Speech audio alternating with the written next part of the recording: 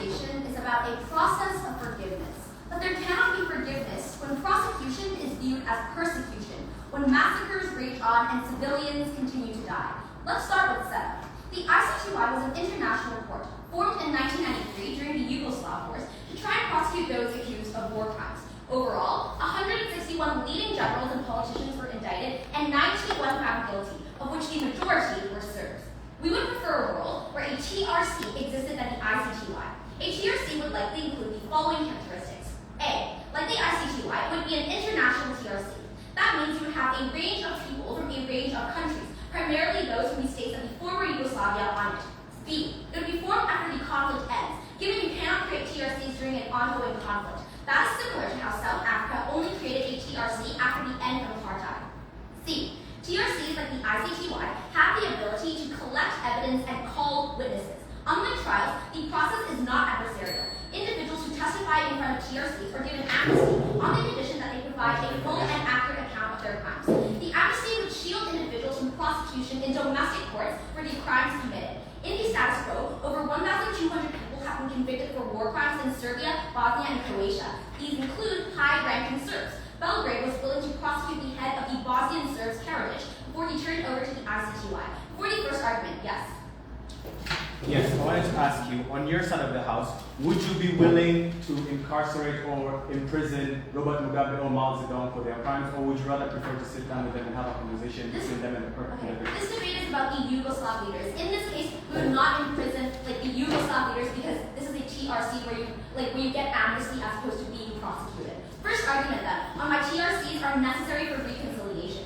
There is a wide spectrum of individuals across the Balkans, but most are only partly informed, lived through wars, or heard about it directly from their parents. That's the average Serb. They are repulsed by war crimes, but may not believe they occurred or were serious on all sides. For example, most Brits are horrified when they hear about the actions during colonialism, including the creation of concentration camps, murders, and subjugation. At the time, some knew, but believed these practices were justified. But over decades after, practices that seemed acceptable and even justified by a handful at the time are now looked on in horror. That works in the Yugoslav context as well. When generations know part of, or the whole truth, over time they start to understand the immoral actions of their own country. It's why in the UK, you now have an increasing number of people calling for apologies and even tearing down statues of people who were once heroes. The key is not that perpetrators apologize for what they did, but instead that we know the details, which over the space of 10 to 20 years allows them to see what both sides did wrong. That first requires the facts to be believed and reviewed. To understand the extent of what happened, you need the perpetrators to come forward and offer evidence on crimes that you aren't otherwise easily able to uncover. They will rarely give evidence when it may later be used against you in the ICTY. While there are plea deals, reduced sentencing for cooperation, you still risk jail time. A TRC changes this by providing immunity in exchange for information about key details, like who gave the order, what crimes were committed, and even allowing family members to know what happened to their children. Note, we don't need all people to provide accurate testimony. The key is just that many more do. We then have a more comprehensive account of what happens. For those in Zagreb told about the full horrors of the Croatian lieutenants of Operation Storm, the revelations in themselves are enough to make them see their country's own failures and no longer see the war as one purely of good versus evil. Secondly, it requires people to believe that the fact-finding process was accurate. I will draw an analogy here so you can understand how many Serbs at least view the court. Think about how few Trump supporters believe that the court process against him was fair. They see his prosecution as political persecution. The court verdict does not change their mind, but simply increases resentment. And that's the way that most Serbs, even some of the most liberal ones, see the ICTY. Think about why. Far more Serbs were prosecuted than others. Even if they are an accurate reflection of the conflict, this creates an impression of bias. But even when non-Serbs were prosecuted, they were more likely to be found not guilty. Even when sentenced, the sentences given on average were twice as harsh for Serbs. Most won't follow the details of every trial, but what they will know is their own experience and the major headlines. Serbs themselves saw the harms committed against them, the bombings, the deaths, the refugees. They know they too were victims. This is furthered in part because not a single Croat has been found guilty of the crimes committed against the Serb population during the 1995's Operation Storm. A decision even found that the leading figure of Operation Storm, General Ante Gotovina, innocent of all charges. Punishments and prosecution thus led to a rejection of the courts. When you see it as biased, you don't accept the facts as the truth. What is the impact of this argument? The lack of reconciliation has very real harms. This worsened intercommunal relations in Bosnia, which is composed of Bosnian Serbs and Croats. It's where you get regular violence between ethnic groups and mixing.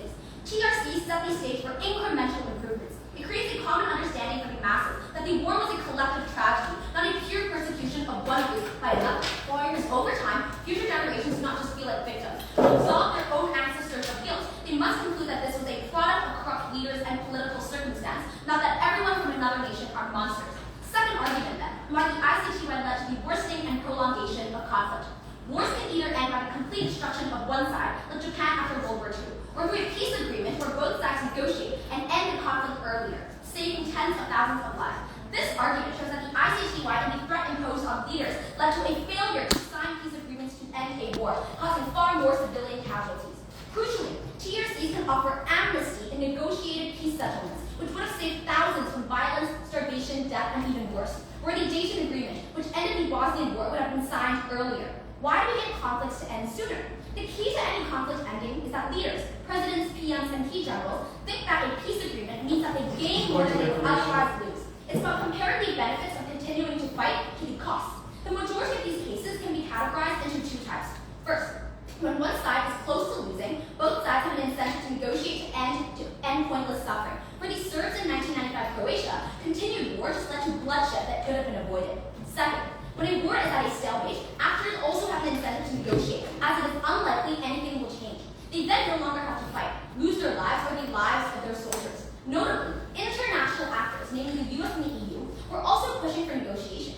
They were particularly powerful at convincing the groups they supported, the Croatian and Bosniaks amongst them, to come to the table with the promise of financial support, or cutting off the provision of armed support. The generals themselves, as was accepted in the past, could receive immunity as part of the negotiating process, a compromise that ended civil wars in the past. The ICTY changed their decision-making calculus. Almost all generals and politicians were guilty or at risk of prosecution for war crimes. The war was brutal. Civilians on all sides were targeted. Ethnic cleansing campaigns were conducted. With the ICTY created by an international community that was largely seen as anti-Serb, almost all Serb leaders like Milosevic, Karadzic, and Mladic knew that if they reached a peace agreement or fled from Bosnia, they faced the risk of spending the rest of their lives in jail. Without TRCs, they continued to fight, even if their chances of winning are low. As long as they had the smallest chance of winning, it was better than the likely alternative of spending the rest of their life in jail. What is the impact of this? We think the change is significant. In the worst case, leaders will refuse to sign or delay a peace agreement,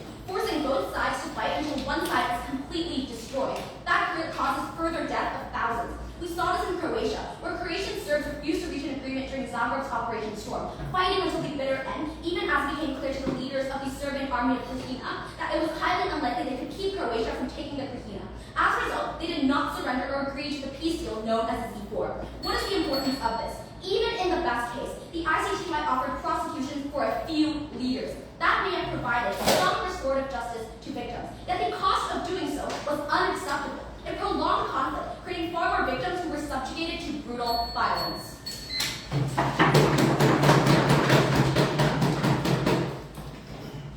I thank the first opposition speaker for that speech, and now I'd like to welcome up the first opposition speaker.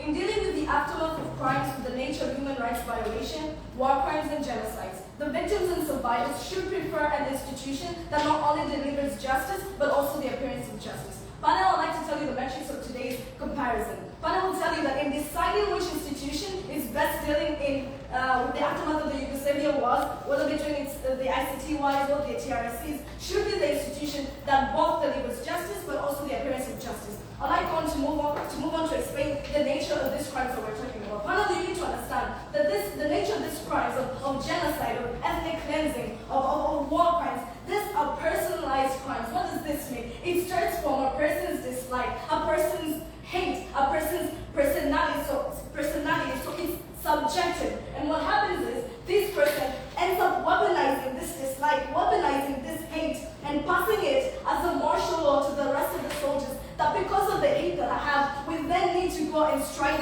against these people. So it's a hate brewed from within. Essentially, it's a top-to-bottom approach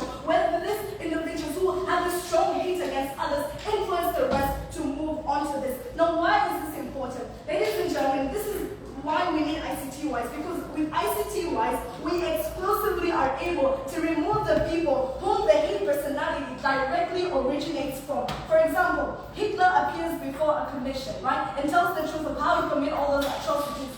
If he gets amnesty, he walks away. But because he originated that hate against the Jewish, he is able to reenact another war crime against the Jewish. Because in reality, we haven't solved the problem because these war crimes originate from a person's hatred, a person's personality. So the only way we can effectively deal with it is by dealing with the origin, and that is the particular person who is going for these things. But I want to proceed with the legal mandates of ICTY. Panel will tell you that the ICTY has been empowered to persecute even high-ranking officials in the government as long as they're suspicious of these crimes. We also tell you that the ICTYs are able to persecute people in different levels of involvement, meaning that they can persecute people who are involved, who plan, who instigated, who ordered, so a mass level of individual involvement. Why is this important? This shows you the actionability versus the inactionability of TRC-wise. So we show you how ICT-wise are actionable in seeking justice and never trying to stop seeking this justice, even if they hit wrong, lost a hit. But with TRCs, we show you that they're inactionable. They're inactionable. They don't go to pursue this justice because what? TRCs are essentially an opt-in and opt-out method. That means that TRCs cannot legally force anyone to come and appear before the commission because it's an opt-in, opt-out method. So we see the consistency and actionability of TRCs. Now, panel, we want to talk about what justice looks like in our world. Justice looks like direct accountability, legal actions such as sentencing, removing these perpetrators from public life for the safety of the public and the individuals themselves. Panel, we tell you what is the appearance of justice in our house. It means setting a precedent. What precedent is side proposition setting when they allow the nature of these crimes for people who commit the nature of these crimes to just simply walk away without any sort of accountability. They're essentially saying that anyone else who commits such crimes will simply just show up before a commission, speak the truth, and walk away. Panel, we ask you, how does this serve the victims? How does this serve the survivors? Because these victims, these survivors, experience the most horrific, tragic moment in their lives, and they go to this commission. They go to watch the men and women who are responsible for their trauma, responsible for their pain, responsible for the death of their family, only to realize that they get to walk away, only to realize that they are now living 10 blocks before their house. Panel will tell you that this is an absurd form of justice that TRCs are trying to establish. We move on by trying to tell you that TRCs in generally have zero power. What TRCs do at the end of the day, we've seen this in South Africa, that they end up writing a report. But we tell you this report, it is in the state's discretion to fulfill or deny this report. So essentially you do not see the reason why TRCs exist in the first place. We tell you that TRCs have no legal mandate. They have no legal authority. They can't pursue any legal course of action, and they cannot obligate anyone to do anything. And with this, if team proposition try to come up here and tell you that TRCs have some sort of legal mandate, then we tell you that immediately this TRCs, they change from being commissions to tribunals, in which you are then agreeing with our case that the best course of action here is to allow tribunals. I'd like to move on to my rebuttals. So when you talk about rebuttals, they talk about the necessity for reconciliation. We tell you that reconciliation is a prerequisite for punitive justice, meaning that you cannot reconciliate a society without first giving a sense of accountability. You cannot bring victims who have been hurt, who have been tortured, and simply say, guys, he's going to ask for forgiveness and all will be well. No, these victims need to see a certain sense of consequences, need to see a certain sense of action, of legal accountability. Then they can start thinking about reconciliation. They try to tell us that, in TRC, we get to know the truth, we get to know the details. But I will tell you that I would rather not know the details of how my family died, but I would rather know that the person responsible for all this no longer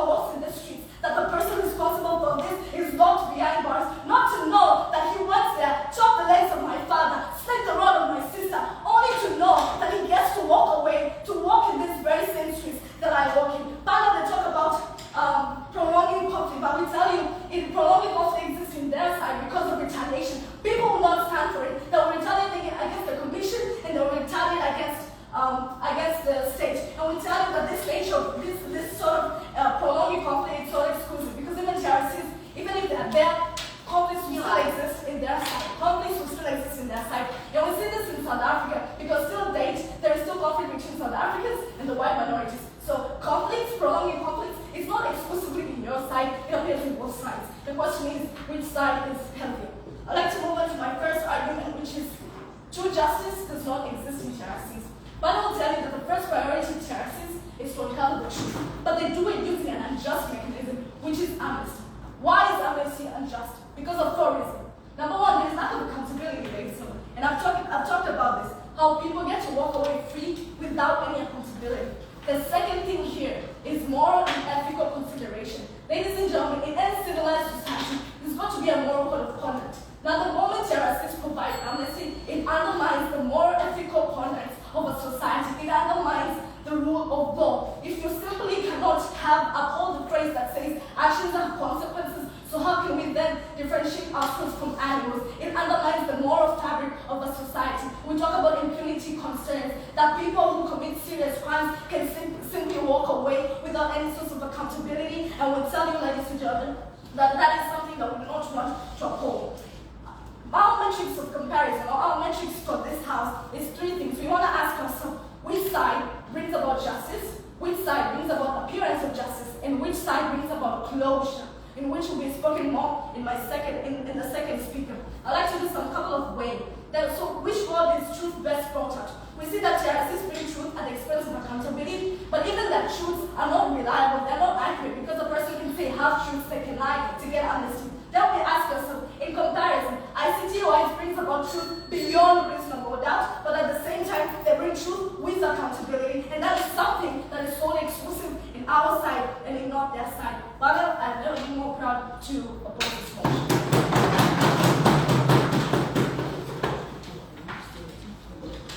I thank the first opposition speaker for that speech, and now I'd like to welcome up the second opposition speaker.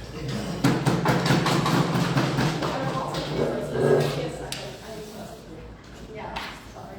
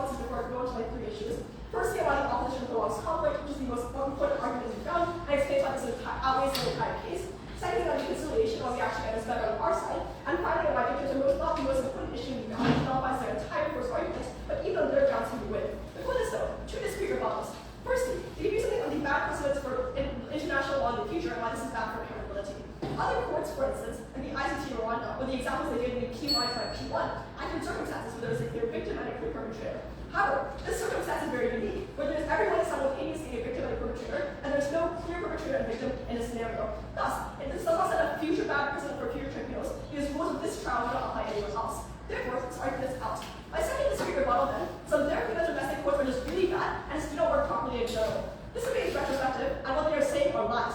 Even though there was the court isn't perfect, they were even willing to prosecute carriage in 2008, showing that prosecutions will still happen on our side. And regardless, our claim was not that we being prosecuted in all cases, that there was just a credible threat of being prosecuted if we do not comply with the terms of the amnesty. And at the very least, we prosecuted all war criminals.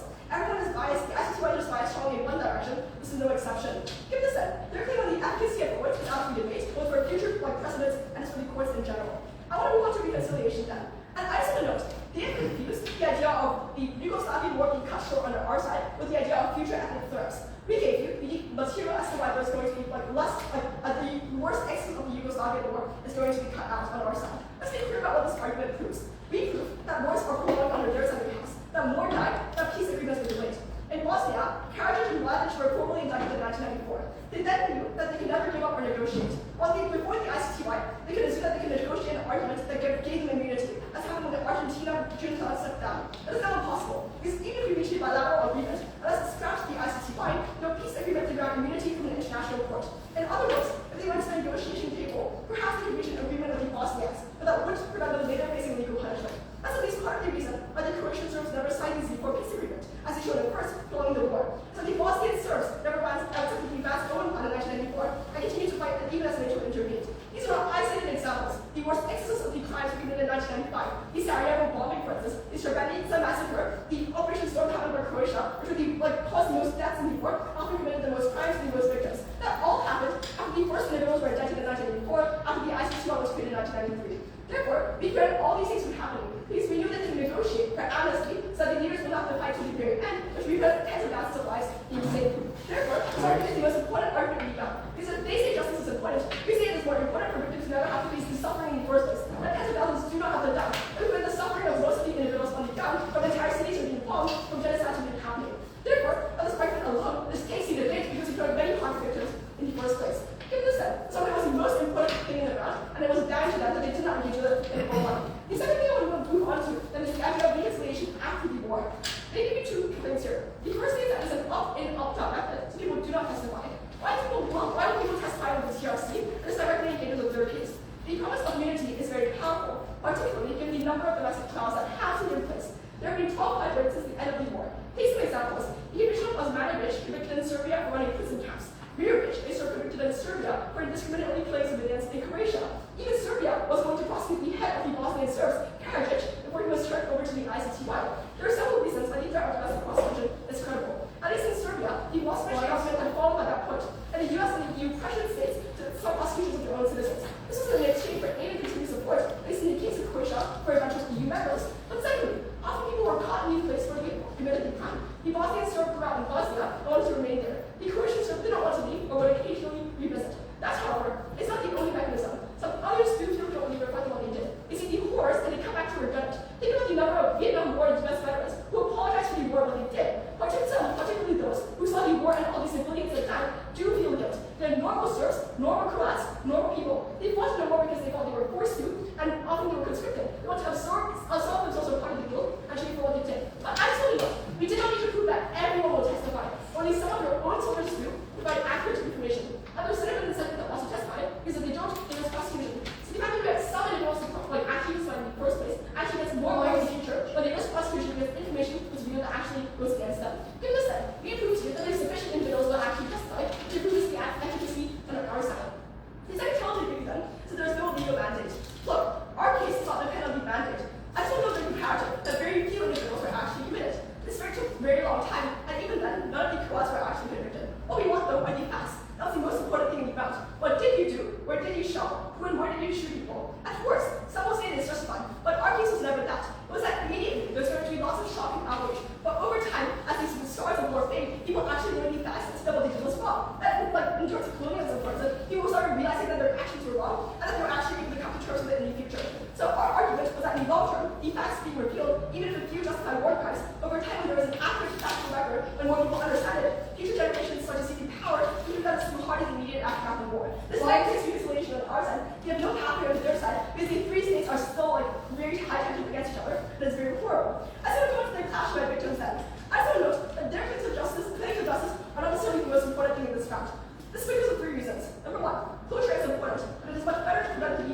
closure. It's better to reduce the numbers and the extent of suffering in the first place. Closure and prosecution makes the families and victims feel better, but can never be as important as preventing thousands of others from harm. But secondly, if victims are what we care most about, we have to ask if the ICTY, even though the victims injustice that they decide. 91 people found guilty was better than none, but it's not actually the total number. But finally, the limited amount of facts. Fewer dealing with the bodies who were found means that many don't even know what happened to their family, and only need one sense of who's to blame. Therefore, I don't think it's the important issue in these grounds, but even then we'll beat them on their own grounds. Before that, yes.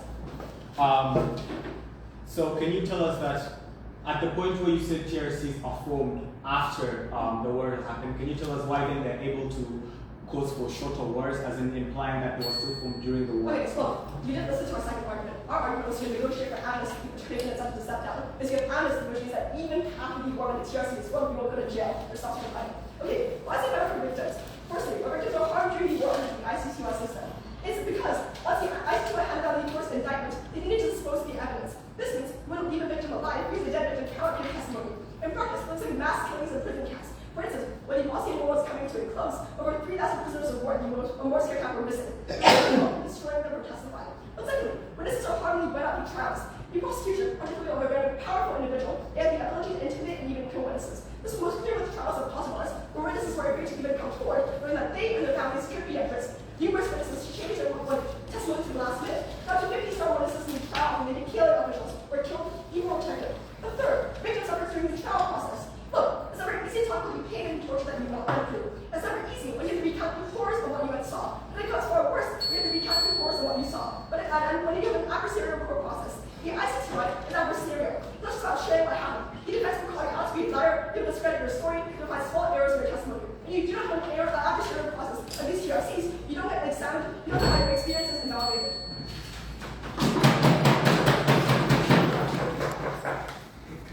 I thank the second proposition speaker for that statement, and now I'd like to talk about the second opposition speaker. Here.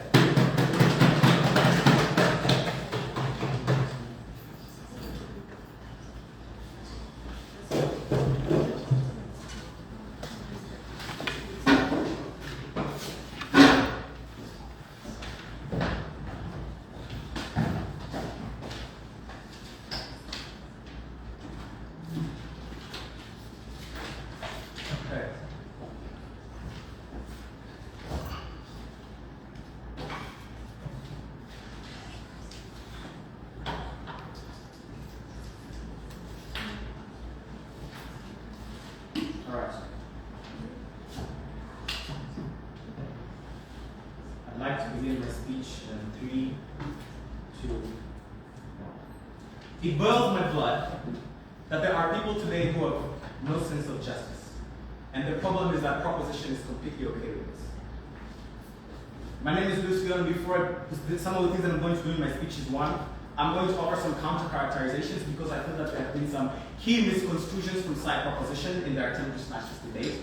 But then I'll secondly move on to my refutations, and thirdly offer some arguments and on our metrics. Now, some of the major counter-characterizations that we have heard from side government is on what TRCs stand for. TRCs are Truth and Reconciliations Commissions. We think that at the point when they said that TRCs would be able to have the mandate to force people to come into power, at the point when they said TRCs would be able to force people to participate and deliver that opt-in, opt-out system, they misconstrue what TRCs fundamentally are. Their burden is for them to stay within the confines of what the Truth and Reconciliation Commissions are, and while still staying within those budgets, show us then how that would be a more preferable thing for more preferable to the ICTY, right? We tell you that for the true characterization of what a TRC is that first of all, there is little to no accountability that you can find on their side. Because we tell you this comes from the fact that TRCs are inherently an opt-in, opt-out system, something that my first speaker had already touched on, right? The secondly, we tell you that the only thing that is more likely to come out of a TRC is a report. And this is something that they cannot refute. The only thing that TRC is going to present at the end of the day is a report of recommendations that they will take to governments and plead their case before them. We think this is highly problematic because one, we need to understand that former Yugoslavia no longer exists. We find that at the point where former Yugoslavia has disbanded and no longer exists, then it comes down to the nature of the governments in place, whether or not they align with what the findings of that report have been. In as much as their first speaker conceded that the Serbian government was willing to cooperate with TRCs, we think that this is still not enough because war criminals have dissipated further within, more outwards from just that region of Serbia itself. The other thing that we get from TRCs is this sense of vector justice and how they basically give more amnesty to less guilty individuals and less amnesty to more guilty individuals, right? We feel that even at their best, right, even if we were to take TRCs at their best, that they're able to establish truth and that they're able to get people to opt in, this would still not be preferable to a tribunal, right? For the clear reason that it lacks a mandate. It lacks that extra bit of shock that is needed in a war, right? And I'll get further into this in my substantive on how we get either more humane wars or less wars completely on our side of the house. At best, the only thing that we get from a TRC is a piece of paper. Now, on some of the clashes that we had, right, on this issue of the whole truth of fact-finding panel, we tell you that the truth that we find on ICT-wise are the type of truth that is obtained after a diligent process of people following the due diligence, right? We think that this truth then will be objectively factual. The comparative to what they have to offer then is a truth that is obtained through a conversation between the victims and the perpetrators. And we do not necessarily think that this truth is objectively factual because of the nature of the crimes committed, something that I'm going to get further on into my substantive, right? On the other issue of how, on unfairness, now Serbians generally feel that they were targeted. It is the truth of the matter that most of the crimes that were committed were done by Serbians. So for you to say that it is unfair that Serbians feel targeted, well, it was unfair that in the first place they were the ones committing all of these war crimes.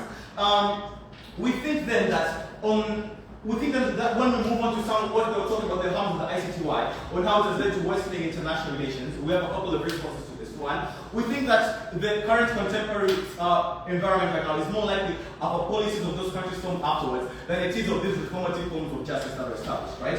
And when you then come say that, oh, we think that on our side of the house, ICT was actually prolonged conflicts, which I think this is unlikely, because in wars, wars are fundamentally also wars of ideologies. And on our side of the house, we actually have the people who are pushing these harmful ideologies behind bars. They're no longer able to go out there and either prolong wars or cause other wars, right? But even if we were to consider it happens, even if we were to consider that conflicts will happen on both sides of the house, we feel that their conflicts will be more brutal and widespread. Now that that has been established, allow me to move on to some of my arguments. Panel, I'm going to forward two arguments for you today. The one being that ICTY offer a proportional form of justice to the nature of crimes committed. The first layer here is then we need to understand the nature of these crimes that are committed. The nature of crimes that are committed within these wars are genocidal crimes, for instance, or extreme crimes, right? And we think that because these crimes are committed as a result of a hierarchical nature, right, that they flow down the chain of command, that means that the people most responsible for most of the atrocities being committed are the ones that are at the top, right? That means that even if we were to say that yes, we are incarcerating a significantly less amount of people, we would still be justified in doing so because we are targeting the people who are actually responsible for it, right? Then the impact then that we would have also the exact type of response that is needed in the war. The second layer to this would be that we provide justice to the masses of the victims, right? A severe misconception from side government we hear is that there weren't any actual incarcerations that were had by the ICTY. This is not true. There were 9 generals that are currently in prison as we speak, directly due to the crimes that they committed during this war, right? So there are a couple of observations to make here then. One, we don't think that 9 people is a small number because of the analysis that we've already given to you due to the nature of crimes. But then we tell you, alright, even if 9 people is small, how many people have the TRCs then put into prisons themselves? We do not think that there is anyone who will go to prison because the entire case is based on how TRCs offer amnesty or justice, right? And we tell you the impact then is that we have better closure. People are simply better able to sleep at night on our side of the house for a number of reasons. One, because they know that the perpetrators, the one who killed my family, the one who killed my friends, are behind bars. But secondly, the people who are spreading these harmful ideologies are no longer able to do so, something I've already touched upon, right? To sum up this argument, you said that heinous crimes deserve grievous punishments, and that is something that is exclusive to side opposition. Moving on to my second argument then, on how ICTYs will offer greater deterrence against would-be human rights violators in a war. It's protected time. The first step to this would be accountability, right? We tell you that accountability is the crux of social justice and justice systems, right? And this accountability is something that is primarily exclusive to side government, and also to side opposition, right? We also tell you that in looking at the impacts then, we see that because as a result of this accountability, we think that we establish a precedent, and as a result we have more humane wars because generals know that in the instance that they want to support human rights violations, then they will be chucked into prison. But secondly, even if we do not have more humane wars, at the very least we have less wars, right? Winning out of magnitude. Our worst case scenario of few convictions is still better than the best case scenario of no convictions. Panel.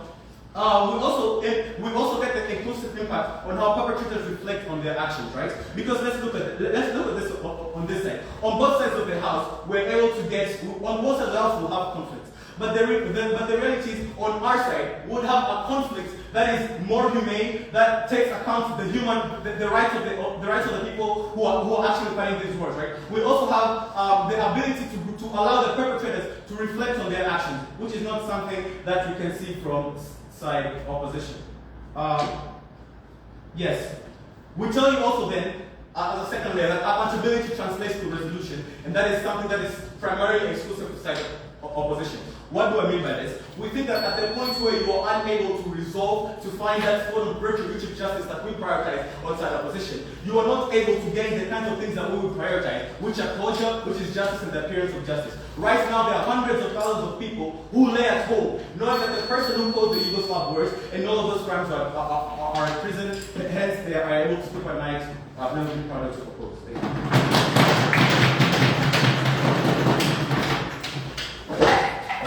I thank the second opposition speaker for that speech, and I'd like to welcome up the third speaker here.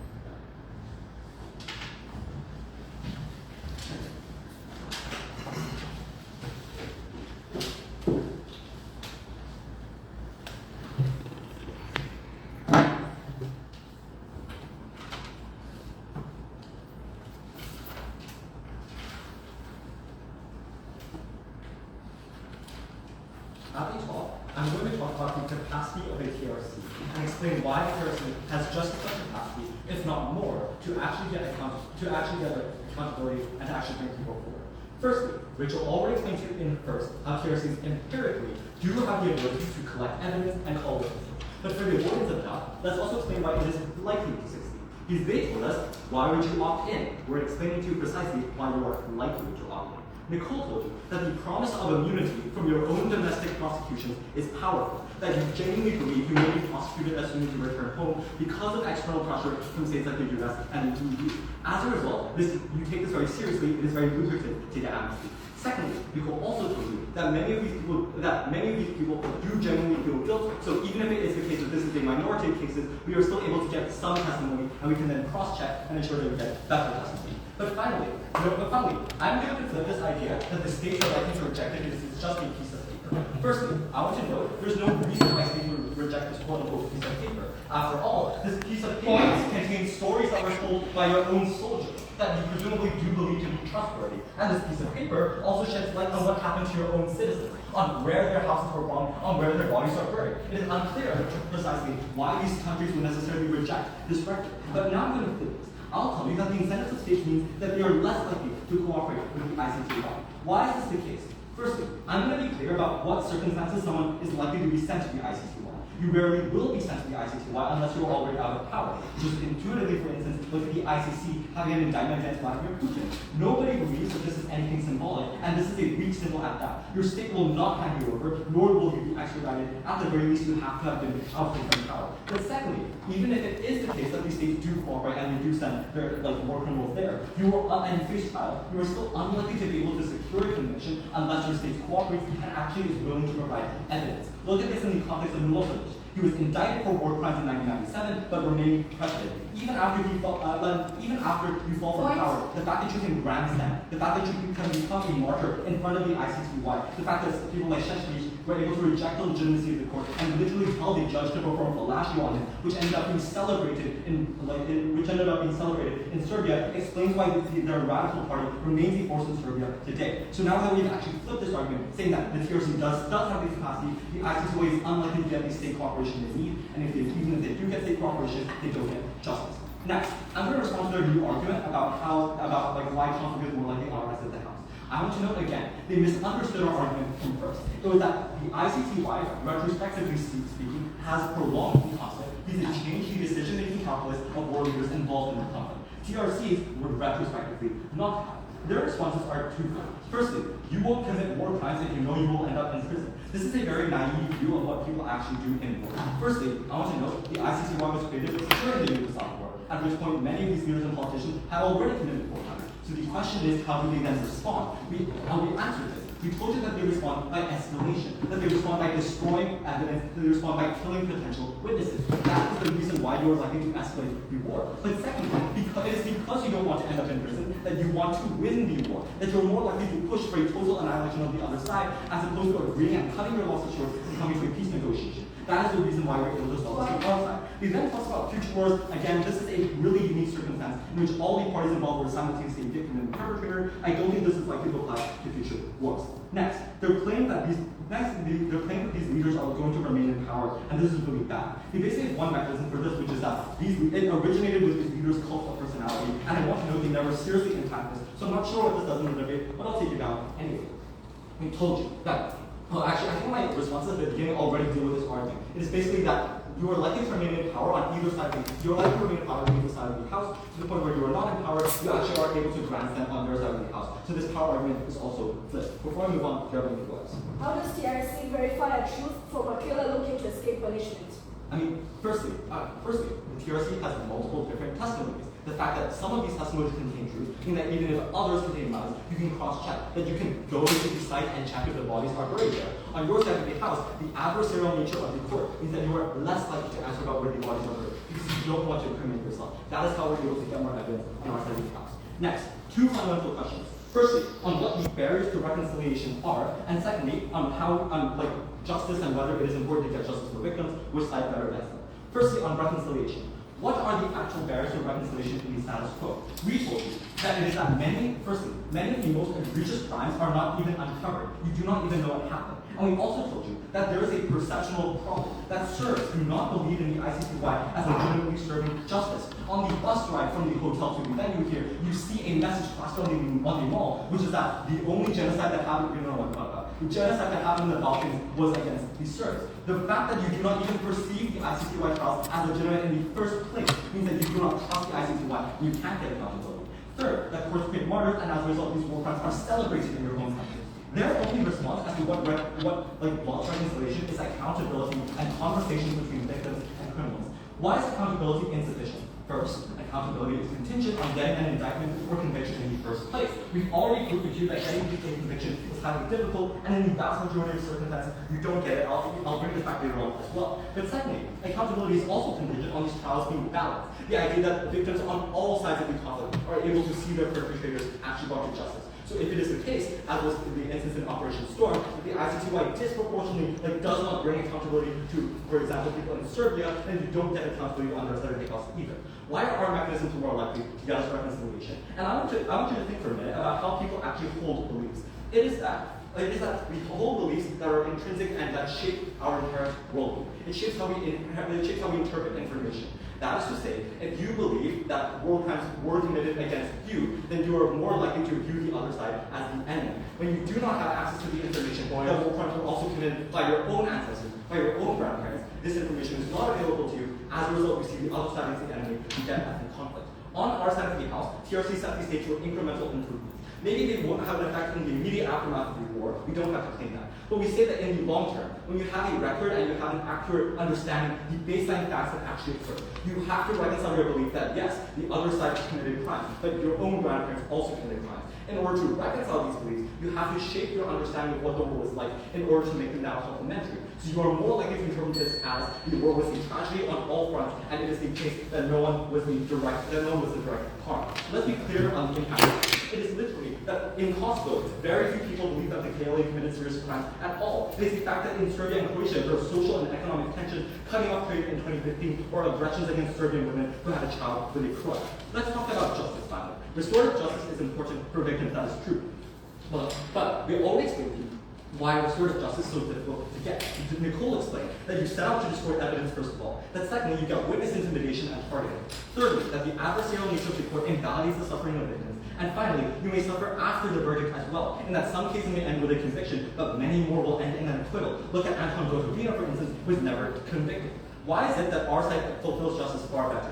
Ask the mothers of Srna Buca whether they would rather see the killer of their child go to jail or whether they would rather have their child back. The prolonging of the war is what created more victims on their side of the house. We've proven to TRCs end the war. They end the reduce the number of victims that even needed closure in the first place. The fact that the creation of the ICCY changed their decision-making calculus and created more victims means you have more people who need justice on their side of the house. So yes, maybe it's the case that we can't get justice for everyone. That's unfortunate. But we end the war, we reduce the number of victims that even need it in the first place. I thank the third opposition speaker for that speech, and now I'd like to talk about the third opposition speaker.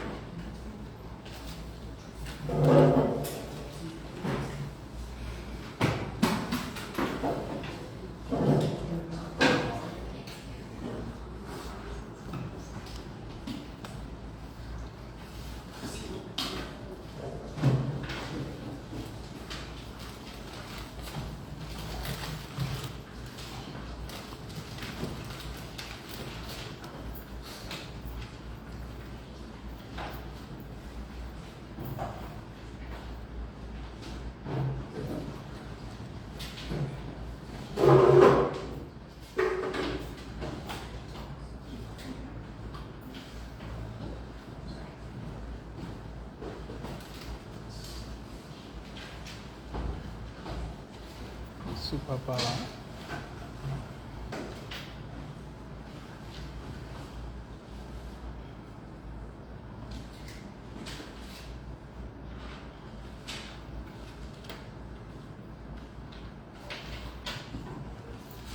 I will begin my speech.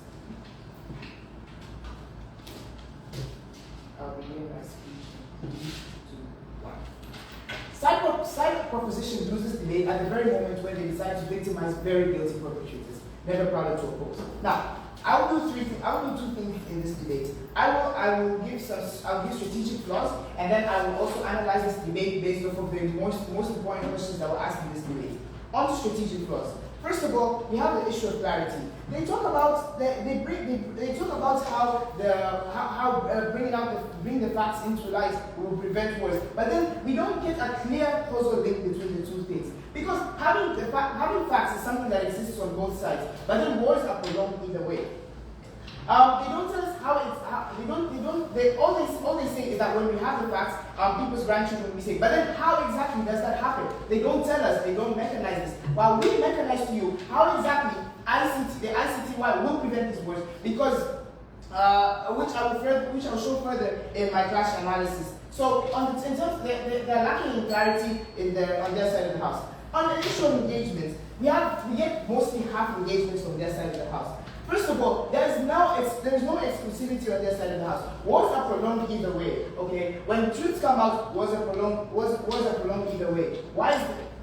Well, then on our side of the house, what we actually get is exclusivity, and I will show you that in my clash analysis. And we also brought up important metrics. We brought up metrics of how we decide that with this debate, decide that shows how we get justice and the appearance of justice, and how we also where we get best get closure that was characterized as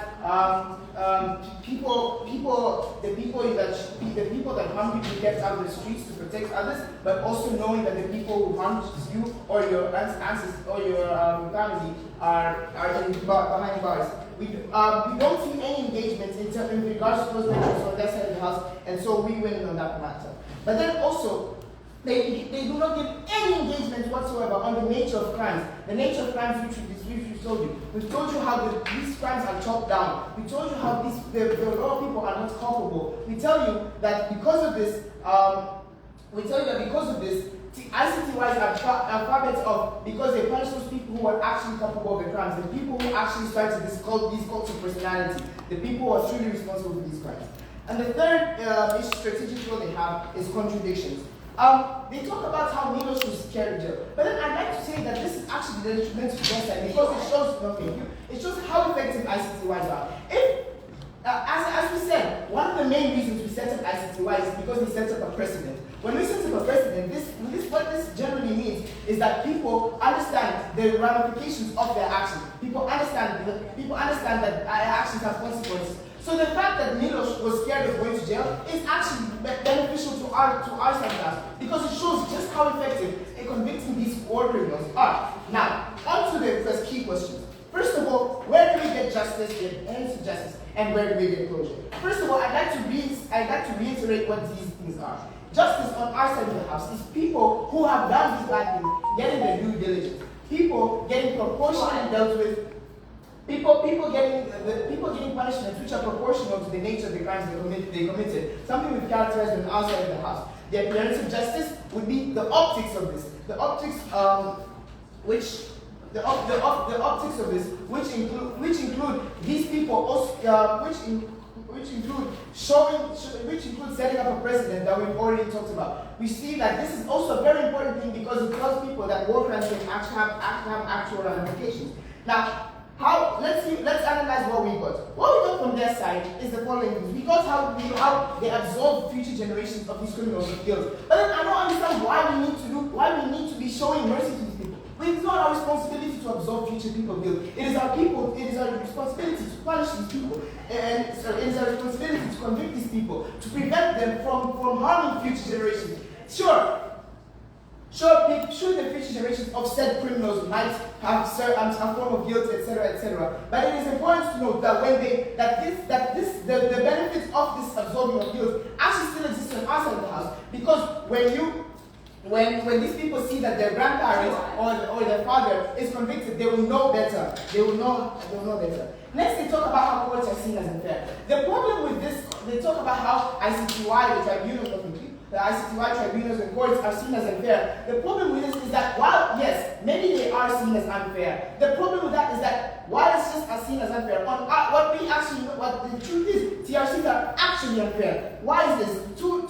This is because the truths that come out in TRCs are bound to be biased. Why are they bound to be biased? Because of human nature. People, granted, since as they said, amnesty is so compelling. If it is so compelling, they will do anything to avoid being guilty. They'll tell the truth, but then they'll filter the truth in order to make themselves come out as good people. We do not want this.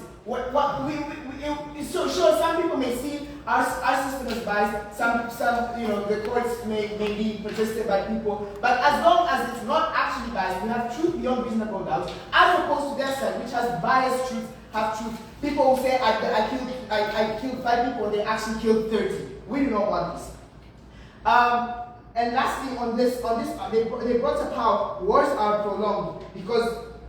And then they try to defend this by saying people commit war crimes regardless of whether ICTYs exist or not, and to state the nature. But the problem with this is, as I said, there was no actual direct link. There's no exclusivity to this. Wars are prolonged either way. They do not show how exactly TRCs do this better. They do not show how exactly these truths necessarily stop these wars from going on. Some people will continue because of these truths. As we said, it is a cult of personality. The truth that exists inspire people to continue these wars, and that shuts down. So then, yeah. So generally, in this class, we win the class because we truly show you how you get closure. We show you that when people are kept out, when the perpetrators are kept out of the streets, people feel safer, and people are actually safer. We also show you how. We also show you that we stand for a side which is hard on these people. Now, on to the second question: do TRCs work? What we get from them is that amnesty is compelling. People feel guilty, so then they cross-check, and then the problem with, as I said, amnesty is compelling, and so what we'll actually get is half-truths. So then TRCs do not actually work. Then they also talk about how the piece of, we try to tell you how all we get from TRCs are a piece of paper. They try to defend it by saying that governments would actually accept these pieces of papers and actually follow these legal recommendations because it would show what the people need, and the government will feel a mandate to work for them. The problem with this is, let me give you an example. South Africa has the TRC that established in South Africa sent legal recommendations, and over 20 years. Nothing has happened. We don't see any action happening because the problem is that you're giving these recommendations. So you're taking the agency of how these people are going to be convicted, how this justice is going to be implemented, and giving it to the people who would cause the same problems. In Yugoslavia, for example, if the Yugoslavia may have been solved, right? But then if a war crime is committed by a Serbian and then you send papers to Serbian government, obviously they're not going to deal with it because it was their people. And yeah, so on our side, we see more accountability. We've shown you how exactly this justice will be properly implemented and everything. Never bothered to oppose for that reason.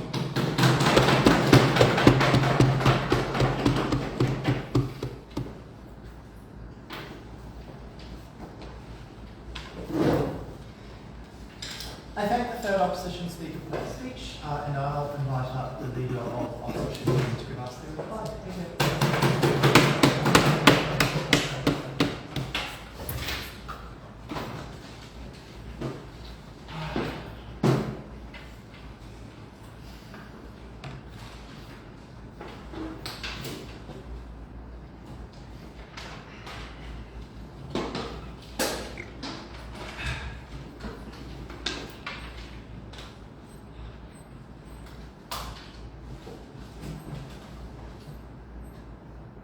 Okay.